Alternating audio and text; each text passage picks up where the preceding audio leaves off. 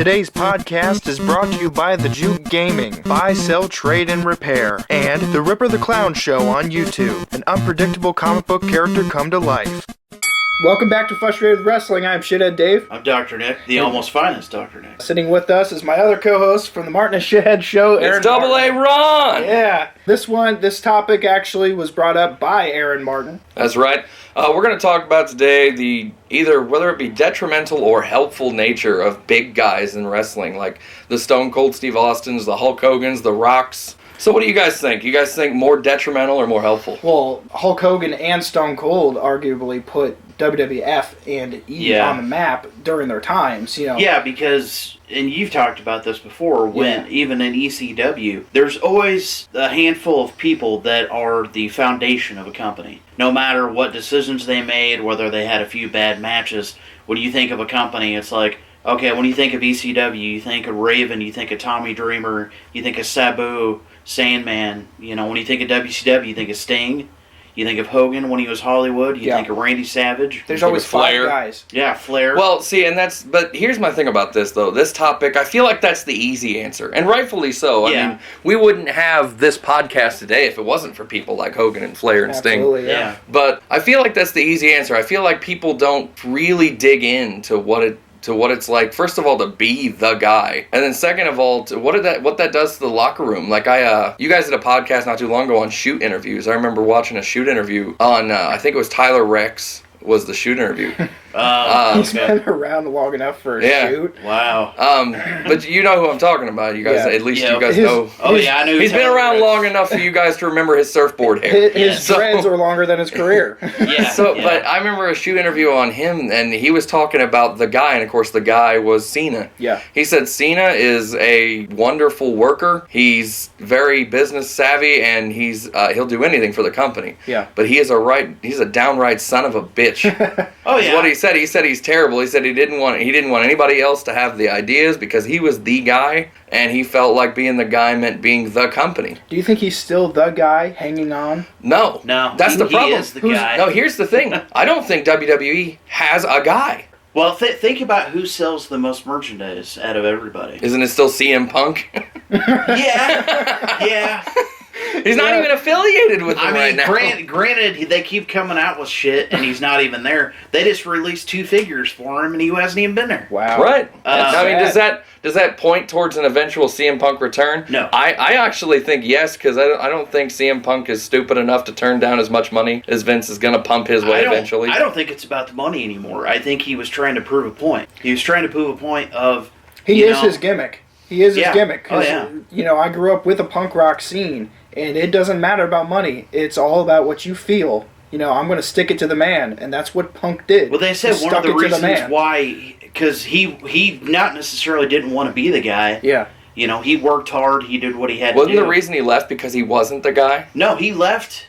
The main reason finally came out. The reason why he left, what really pushed him over the edge, when they came out with this whole network thing, when every wrestler, when they're on a pay-per-view, they get a bonus. So, if you're on there for 5 seconds, or even, an entire match, you get a bonus for being on that pay-per-view. The quote, WrestleMania check. Yeah. That's what they always talk about. Well, they said that they were going to decrease those checks because they were going to be, obviously not making that much money because pay-per-views were only going to be free on the network, $9.99, as opposed to $44, everybody ordering it. Right. So they were gonna, they were basically like, well, we're gonna have to start cutting people's bonuses.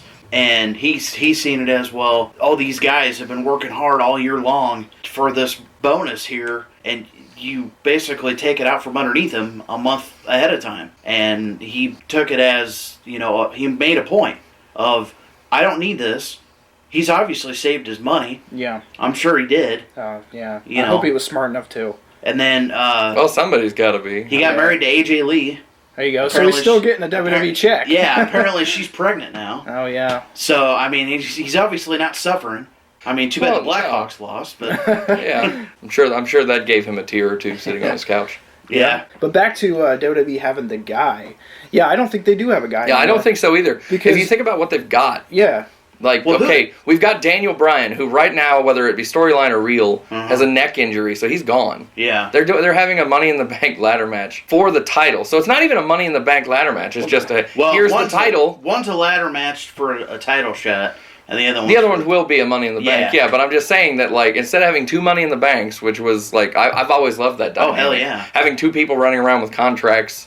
Yeah. I love that dynamic. But because the guy who the fans have put all their stock into is now gone, you have people like, look at the people who are in this match. We've got Wade Barrett. Who's fantastic. I love Wade Barrett. Me too. We've got Sheamus. Yeah. And I'm kind of over And you know what? I love Sheamus. I do. But it's just his story is another of WWE creative ruining somebody. Yeah. But you guys are talking about how you love these guys and stuff like that. But to be fair, we might like them, but they're still not. Well, right. That's my point. They're not the guy. The Triple H, the Rock, and the Austin. Let's think about what the formula is to be the guy. What is that formula? Hulk Hogan was doing Hulkamania before he even came in. Yeah. Right. He was doing it in AWA. The formula was basically, okay, can we sell merchandise for this guy? Second thing, what kind of worker is he? Is he passable?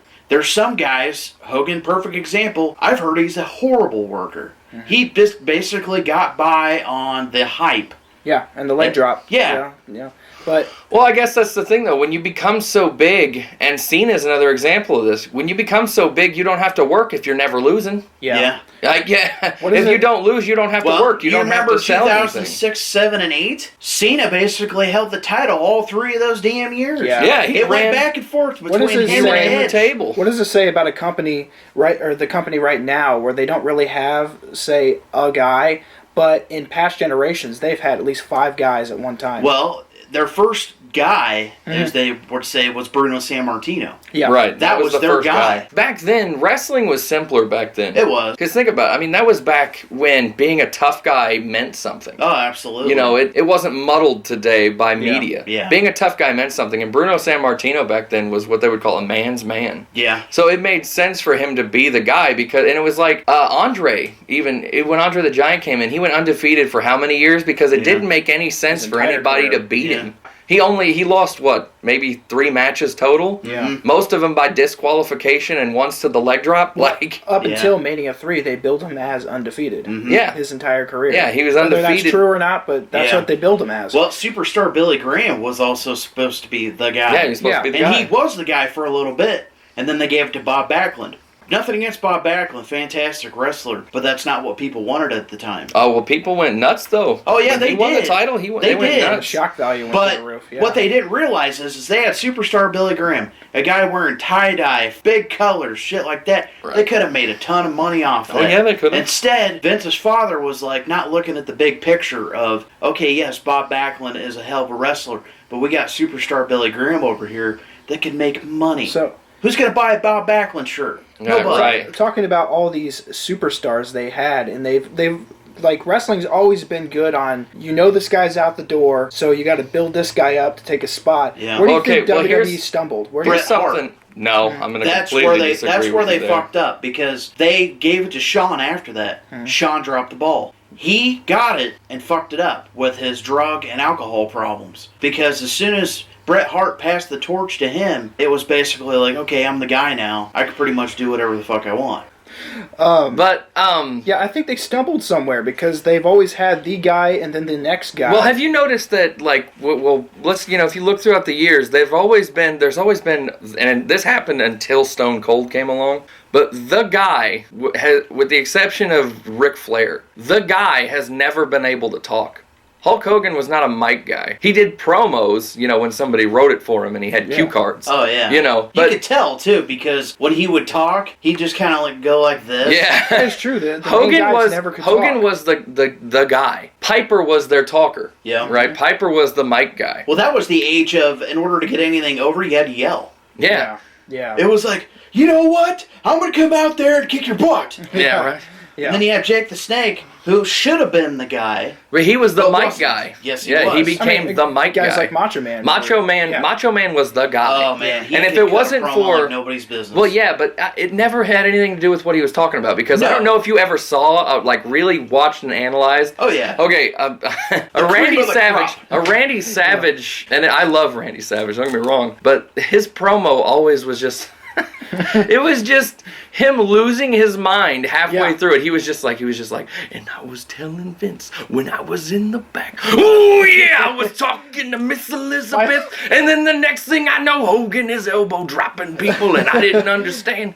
And then there was this one thing about this other thing, and I didn't give a fuck. It was always ridiculous. I like ramen noodles. My favorite promo was he was talking about the blood and the guts of wrestling. He's like, and that's what's going to be all over the mat with you, Hogan, at WrestleMania 5. But he would just lose his mind. He would be talking about the match, and like it's like, oh yeah, he's going on about the match, and then he'd be like, but then you brought in Miss Elizabeth. Dusty Rhodes did that Elizabeth. too, though. Like he started out, I got inspired when I heard the Hard Times one. Yeah. Then he starts going into it, he's like, hard times, baby. It's when the restaurant workers get five to make a cheeseburgers. And then you get in. Then he goes, you know what else happens? Well, the thing is, My like, gut even, gets bigger, man. It's like, Dusty, Even we asked when- you who your tag partner was. Yeah. even when Warrior was the guy, like he was. The rocket ship. We're gonna go down to the ring, Hogan, and we're gonna fill the ship with the rocket fuel of the Warrior. And then he And just like- goes, And then he'd be. And then the gods of above are gonna give me the strength. But that And was you know, me and wrestling Gene promos, sitting and there then going, all of a "What the sudden, hell?" and then all of a sudden, you have guys like Piper, who would come in and Don't make throw a rock sense. to the guy with a machine gun. And make sense with his promos. Yeah. And Jake the Snake made sense Oh, with his absolutely. My favorite Jake the Snake promo of all time was his Royal Rumble. I think it was like Royal Rumble. It was one of the early 90s ones. But he was talking about how to win a Royal Rumble, you have to be cold. You have to be calculated. You have to be smart. like a snake. And the end of the promo, he said, now that just seems a little bit like me. Best promo I think I've Yeah. ever heard, Yeah. period. Yeah. I loved that promo because it was Jake the Snake's character all wrapped up in one little bundle, and I wanted him to win the Royal Rumble so badly that year. But then that all changed. The guy not being able to talk changed when Stone Cold arrived on the scene. Well, Bret Hart couldn't talk either. Bret Hart couldn't do anything but wrestle. Yeah. But fans ate it up. Yeah. Yeah. They ate it up, and Well- I mean, I'm one of the biggest Bret Hart fans ever. I mean, Well, and I then love him. When it got into the Attitude Era, you had to talk to Right. get over Yeah. because that Triple was the H Jerry, can't even talk. No. well, that he was the can't. Jerry Springer era where you had to talk shit about somebody to get a pop. Well, if you notice, like whenever they put somebody on the air during the Attitude Era, Yeah. perfect example, Sid Justice. It's like Oh my God. he just stands there, and Jim Ross is He just just like, smiles. "Go, dude." Yeah. Well, if you can't talk, you get ribbed Yeah. publicly because look at Yeah, you Rikishi. I did it for The Rock. You know, they made fun of his promos and Hell, you know who was probably one of the best talkers during the Attitude Era, but he didn't get a chance to do it? Ken Shamrock. Oh, he was a because talker? it was so intense. Yeah. Like he'd go in there, and obviously they were trying to capitalize on the pre-UFC era, but he'd get on the mic and Michael Hayes or whatever would interview him. Doc Hendricks. He'd just be like, he's like, "Hey, Ken Shamrock, what are you gonna do out there? You got a match for the Intercontinental title. I'm gonna go out there and I'm gonna break his ankle." Ken Shamrock didn't get enough credit. No. It's just as a man because he was a fighting champion when there were no rules, where like it was human cockfighting. This is before Yeah, pretty much This was before yeah. regulations where you can go out there and kick someone right in the fucking balls and rip his throat out. I think Ken Shamrock, the reason he doesn't get as much credit as he quote unquote deserves is because he's a liar. Like you don't get a body like that without using steroids. And he finally admitted that he used steroids in the WWE. His frame, like even doctors have said his frames, he shouldn't be any more than 215 pounds. He's like 260. Yeah. Like solid muscle. Well, that's why, especially in his in the fighting world, he doesn't get a whole lot of respect anymore. And he got his ass beat. Thinking about where WWE stumbled on getting The guy. I think it might be because of the fans. The fans don't want Ortons. They don't No. want guys like We've that. never Maybe we wanted Randy rejected the Orton. guys. Actually, WWE tries to give us the guy. that's a big thing, Nick. We never wanted Orton. No. Never. I didn't even like his dad. Not even when nobody liked Cowboy Bob. Stupid. But you can't wear a cast your entire career and have anybody even I can't even give him props for what he did to the business. Like, everybody's just like, oh, well, if you don't remember, he was the originator of the superplex. No, I don't remember, because nobody gives a fuck. Yeah, no one cares. Because who's ever won from a superplex? Nobody. Right. I think he's the only person ever, and that was because he hit him in the face with his cast after he superplexed him. So, nobody, not even when he had his biggest pop, which was his Legend Killer. That was when he was getting the biggest reactions. Which I have a gripe with. I mean, you can, like, heel or not, work or not, spit in the face of Harley Race, that's spitting in the face of Harley Race. Right. But I'm just saying, that was his biggest reactions, and nobody wanted him then. So why the hell would anybody want him now? I think it might just be, I guess... That's Vince, you know what, I think that's Vince trying to convince himself that I was not wrong about this guy. Yeah, I think it's just people, they keep telling us, like, this guy, and we're like, no. No, not that guy. Put him back, we want another guy. And so they keep we didn't even want Daniel Bryan. Not until CM Punk up and left, we didn't even want him. True. I mean, to be blatantly honest, that's true. Nobody cared. Unless nobody cared until CM Punk left. Indies. Right. Well, WWE fans have become indie fans now. Yeah. NXT's huge because they let him wrestle indie style. Yeah. Well, because they let him wrestle. Well, like I remember David Hart Smith. Oh, he sucks. He's gone, but he's gone because he used his dad's running power slam. Like, that's why he's gone, because that move's illegal? That's ridiculous. Well, plus he had a bad attitude too. Well, yeah, there are other deciding factors, but I'm like, people getting yelled at after a match because they do certain moves. Mm-hmm. Yeah, that's ridiculous. This is wrestling. Everybody understands the risk. The fans, hell, you put a fucking stupid PSA up before every pay-per-view. Yep. Don't try this at home. Every high hell, spot. Even the last one I remember, Cena didn't even say don't try this at home. He just said don't try this. So, predictions. Who do you think is the next guy? Well, I'm hoping it's Bray Wyatt. That's what I'm hoping. I don't see that happening because there's not enough people out there that are smart enough to realize that even though he has a cool gimmick, they haven't let him... The match he had was seen at Payback was awesome. Yeah, it was great. The match that he had at Mania was shit. I agree with you. I thought that was shit. I mean, there were times in the match where the storyline came through, but overall that match was shit. We watched it, and then the Extreme Rules. The zero fan reaction at Mania. Slow. Well, that's a whole nother topic. That Mania was the worst Mania I've ever seen. Yeah, that's another podcast. That's almost as worse as WrestleMania 2000. Yeah. That's a whole nother podcast. I'd say that the guy, which they've been trying for a while. Hopefully they keep going with it. I'd say the next guy, because of his Bad News Barrett thing going over so well, I'd say Wade Barrett will probably be the next guy. I was all for Barrett. I'm actually okay with that. I was okay with I'd be okay with him winning the Money in the Bank. I love the Nexus. Wade Barrett, as the leader of the Nexus, was getting over, and they just squashed it. Yeah, they sent him to SmackDown and gave him that stupid core gimmick. Yeah. Right, the core. Since then, they gave him another...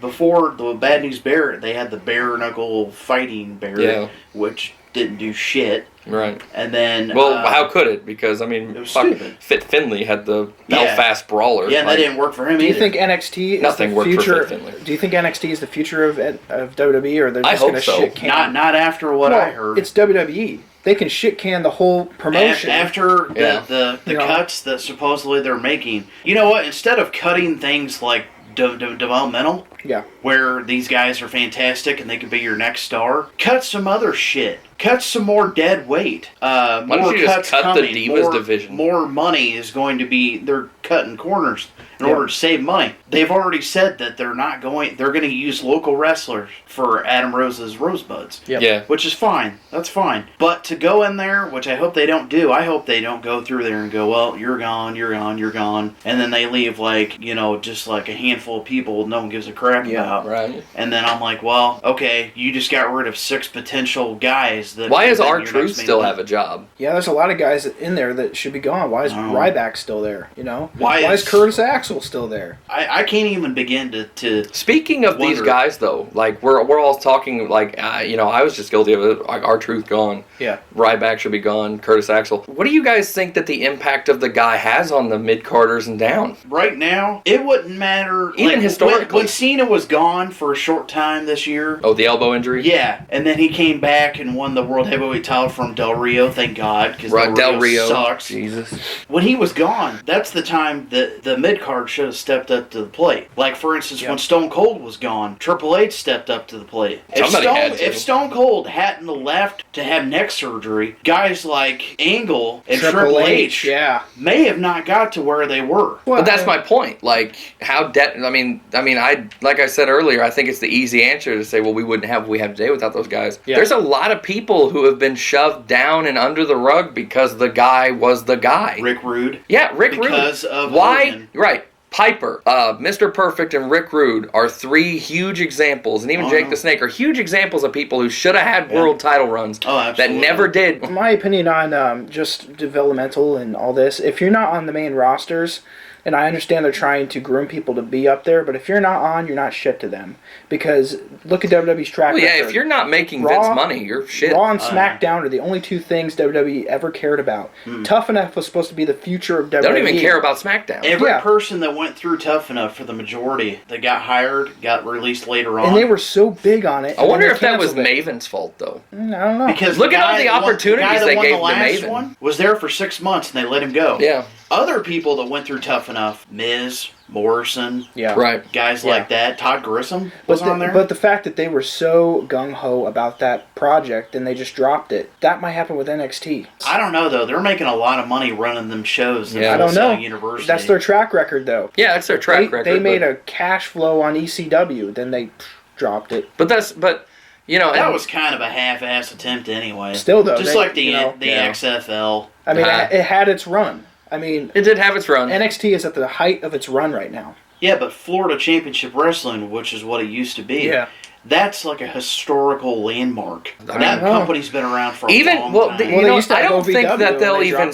They just built that whole training facility for NXT. I don't think they're going to flush money down the toilet like that. If they do anything with it, they'll just stop televising it. Yeah. But it'll still be on the network. They're gonna fizzle out because the only thing that matters to them is Raw and SmackDown. But you know, the thing about that is, though, there'd be no point to cancel it because it's only on the network anyway, as far as I know. Yeah, and same thing with they can't afford to cut content from the network. Yeah. No. So I think that'll be fine. But, you know, back to the topic at hand here, like we're talking about this ladder match that's here. As far as the guy, we're all talking about who the next guy should be. And that's what's really sad because Cena's still there. And for all intents and purposes, Cena was the last guy. You know, he was the last guy. And he's still there. And we're tired of him. Well, I've been tired of him since 2005. Right, I've been tired of him since he came in his little red shorts. With everything that goes around in the business, it evolves. It's supposed to evolve. I don't think that they realize that if they don't have... Because Cena's been there for close to 12 years now. Yeah, he's been there for a while. They better start grooming people because there's going to be a point where he's going to step away. I unfortunately think that, I think Cena is going to be the kind of guy... I think he's going to be like Stone Cold or something. Cena to me just seems like he's so into the business. I think it's going to be an injury that puts him out. Probably. For Stone Cold at the neck, it's going to be a pectoral arm, something with It'll Cena. be something that it's going to be... Yeah. It'll be a spine. It'll be one of these. He's had so many arm injuries and pectoral injuries, and he will be one of those guys like Edge, where it's like, you have to quit. They're going to finally Unfortunately, tell him, hey, you can't do it and then that's the other thing. Edge was the guy. Mm-hmm. He was getting over on Cena. He was getting over completely, and he was there. He was, everybody wanted Edge. How many times did they trade back titles in that year? Well, and then then Edge has to leave via injury. And then Cena, you're all we have now. Well, and see, that's the thing. And we keep seeing it too because people like Undertaker should have been done 3 years ago. He should have been done, but. They have to have him at WrestleMania. It's already summer. It's already half the year. Right. What are they going to do for Mania this year? They don't have any megastars. But Brock Lesnar, could always have this was my biggest gripe with Lesnar beating Taker. He's not a guy. He's not there all the time. Yeah. Plus, if you notice, and I'm sure everybody did, my God, that was such a shitty F5. The finish of that was it was literally like, all right, put me up. Well, that just doesn't tossed him down. There was no reason for Lesnar to beat Taker. He wasn't, that was my biggest gripe. He wasn't going to be around. I was arguing with somebody about it, and they said something about, there would be a huge revenge factor. Whoever beats Lesnar will get a huge push. No, they won't. Yeah. Because Lesnar has to be around to become unstoppable. You know, if they're going to bill him as unstoppable, you have to be around and beat people. And we haven't seen him once since fucking Mania. The sad part about this generation is we were talking about who are they going to bring to Mania to, blockbuster this thing. They have to bring back these guys. You have to bring back The Rock. You have to... Flashback to the 1999 Royal Rumble, which is one of my favorites. How many surprise appearances were there? 0. Right. All of them were stars. Right. Yeah. Everybody was stars. Everybody was loved by the fans. Yeah, now it's like every year they have to bring back some. Well, actually, now every year I'm guilty of it. I'm like, who's going to be there? Yeah. I want to know. This Rumble blew ass. Are we guilty or are we just victims? We're victims. We're victims. We're victims of what because the only highlight is, okay, what old guy did they call up? Yeah. I mean, we can't even enjoy a Rumble now without them going... It's a fun fact fest. Yes. Well, this guy won this year, number 15. If you remember right, King... Yeah. What's his name farted during the 1992 Royal Rumble and almost shit his pants 14 minutes in. Yeah. And Michael Cole's like, you're a vintage shitting. Vintage shitting. Did you guys, I was actually watching the network the other day. Michael Cole stole vintage. Yeah, that was a Vince McMahon thing. Yeah. Michael Cole is worthless. Yeah, he's totally worthless. What a maneuver! He is totally worthless. I mean, I liked him in WWF. Michael Cole has really become totally worthless. Like, if it wasn't for literally the only good thing Michael Cole's done in the past 5 years is when he actually finally shut up. Because, well, no, I loved it, and this was cool on his part. JBL was saying, why don't you just shut up, Michael? Yeah. So Michael just shut up. And then King and JBL were lost. They were like, oh, we can't do play-by-play. You know what's sad is Michael Cole's the most annoying, but he's the one with the actual broadcasting background. Yeah, he's the only credible journalist. because I don't even think Ross had a background, did he? He was just good. Yeah, I think Ross. No, Ross had an actual background. Okay. He was a journalist before because he started in WCW. Right, that's right. And he had an actual journalistic background. Yeah, not a very big one, but he had one. We live in a social age though, and there's no attitude anymore. There's no gimmick anymore. It's just people want to be in everybody's business. That's the era we live in, and I think WWE is behind that time where they don't know what time they're in, so they can't make superstars to relate to that time. Because, let's face it, guys going around talking like The Rock and acting like Stone Cold just don't exist anymore. No. We're all on our phones, bad-mouthing each other behind technology. We're not up in each other's face. To me, wrestling should be smash mouth, in your face, and society's not like that anymore. Don't hide behind your vest with your buttons. I don't want to hear about the app every other commercial break. Oh, hell no, I got tired of that shit easily. Until society changes, wrestling's going to be this lame. Yeah. Because you can't make it an attitude era anymore. No. Well, they can still do something. It doesn't have to be a return of an attitude era for wrestling to be good again. But they've just got to, the biggest problem as far as what you're talking about, Smash Mouth, look at what they do with their Smash Mouth people. Kane loses every fucking match. Yeah. The Big Show comes back to punch somebody every once in a while and then goes back to his catering van. It's ridiculous what they do with their real tough guys, the people who look like they can do damage. Yep. Ryback looks like he can do damage. He's nowhere to be seen. Mark Henry is nowhere to be seen. Big Show, nowhere to be seen. Kane get either, if he's there, he loses. The people who look like they can actually do damage, Brock Lesnar has Jimmy Johns on his shorts. They throw those kind of people under the bus, which, another thing, as far as the guy being detrimental, CM Punk started that. CM Punk, I guess it really started when Bret Hart got the title, but Bret Hart worked. He was not exactly a huge guy, but he looked like a wrestler. CM Punk, as much as I love CM Punk's in the ring and on the mic and in the business, he doesn't even look like a wrestler. He looks like an indie wrestler. He just so happened to make it. So does Daniel Bryan. Right. He doesn't look. He looks like an indie wrestler. Yeah. But their AJ ability. Styles never really looked like a wrestler either. Right. But CM Punk being the guy made WWE Creative throw the bigger guys. They had to make it believable that he could beat the bigger guys. Mm-hmm. So that makes bigger guys obsolete right now. So that's where we're in. That's why we have people that's why Sheamus keeps getting thrown under the bus. I'm surprised that Roman Reigns is the guy who's getting the push. Well, right now they are. All three of them are kind of getting. Yeah, and I'm glad because I'm just glad to see young guys getting pushes. Absolutely. predictions. Let's do it all around, and we'll finish this up. Who you think will be the guy in the next couple years? I'd have to say, just because I want it to happen, I'd probably have to say, out of everybody, I'd say probably Roman Reigns. I mean, have you ever seen a Samoan not, well, besides Rikishi, you ever seen a Samoan not do well? Even He's Rikishi. related to the Rikishi damn... did good. I say Yeah. if you look at Rikishi, and I'm talking about his whole career. You know, he was part of the Wild Samoans and the Head Shrinkers. He was huge tag team. Well, by Rikishi, great. I think you meant to say Rosie. Rosie. Yeah. Remember Rosie and Jamal? Yeah, Jamal and one? Rosie. Did you say 3 minutes? Yeah. 3 minutes. Well, then one of them became Umaga. 3 minutes an Yeah, hour, that was kid. Jamal. Jamal became Yeah, Umaga. Rosie became superhero in training. Shit. The shit. Yeah. Which is pretty much what summed it up. The old think- lady. S-H-I-T. I think if we want it or not, I think the future, the guy they're going to want to push is Seth Rollins. Because he's going to be the evolution guy. He's going to be the new Randy Orton. And if we want it or not, they're going to say, here you go. Here's Seth Rollins.